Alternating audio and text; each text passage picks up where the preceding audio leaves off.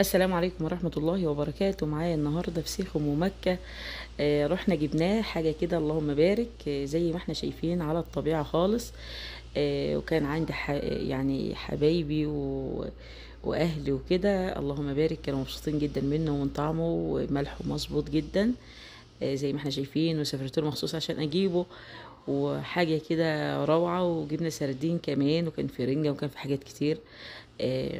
لا بجد بجد تسلم ايدك يا ام مكة، فعلا فسيخ ام مكة ليه تكة.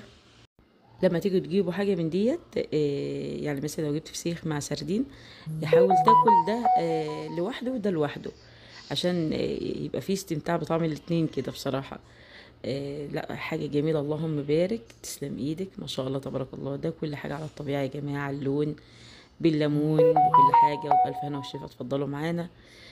و يعني حاجة ما شاء الله. أنا جايبة على فكرة من جدة، سافرت من مدينة لجدة. والسلام عليكم ورحمة